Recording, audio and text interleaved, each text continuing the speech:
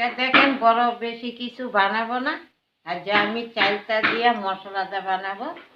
অনেকে মিষ্টি দিয়ে বানায়, আর মিষ্টিটা বানাবো না। আমি কিভাবে বানাই আপনারা এটা দেখবেন।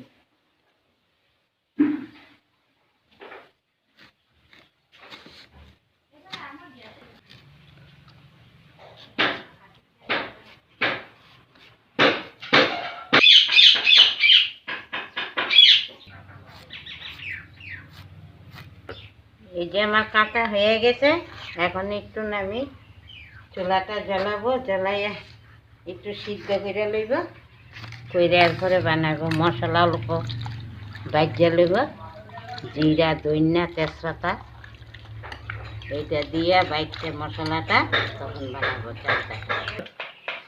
এই যে দেন চালটাটা অল্প সিদ্ধ করে লইতেছি, সিদ্ধ করে লইলে পটটা উঠতে যাইব, খাইতে টেস্টি হইব। কীভাবে বানাই আপনারা দেখবেন, দেখে আপনারাও বানাইয়া খাইবেন, খাইয়া এরপরে ভালোবাসা দিয়ে।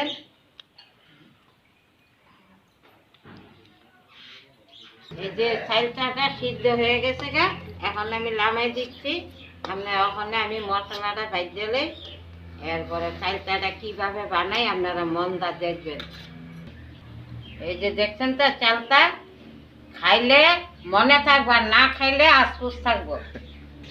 এই তেজপাতা দিলাম, এই যে ধনিয়া দিলাম, এখন জিরা দিতেছি। এই যে দেখেন জিরা, এটা বাইজা, তারপরে বাইজা চালটা বাজাতে দিব, খাইলে কইব।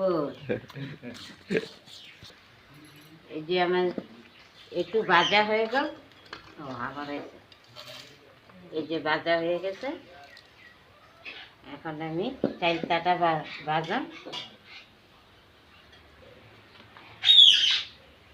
এই যে পেঁয়াজ, রসুন কাটতে আমি দিতেছি, বৌমা বাইটটা দিব চালটাটার লেগে। এই যে কড়াইটা গরম হয়ে গেছে, আমি চালটা দিয়ে দিলাম।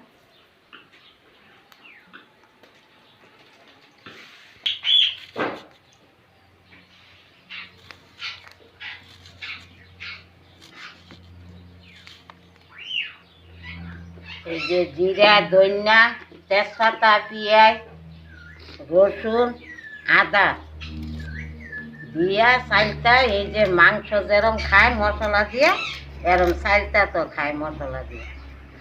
খাইবেন একবার, খাইয়া যখন দেখবেন, দেখে খাইয়া যখন টেস্ট লাগবো তখনও লাইক করবেন আর সাবস্ক্রাইব করে দিবেন। হ্যাঁ, জানেন তো বুড়িটা কত কইরা বইছে করতেছে, কেরম লাগতেছে কম। এরম কইরা মনে রাখছেন, কইরা ভালোবাসাটা দিয়ে খাইয়া আপনারা লাইক করে দিয়ে। দেখেন তেল গরম হয়ে গেছে, আমি চালটা দিয়ে দিচ্ছি।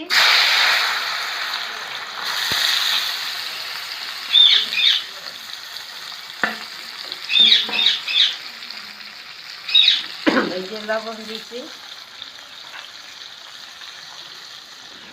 হলদি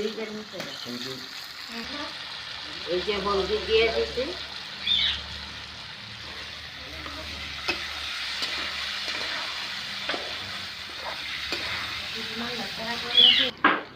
এই যে মশলা দিয়ে দিচ্ছি, দেখেন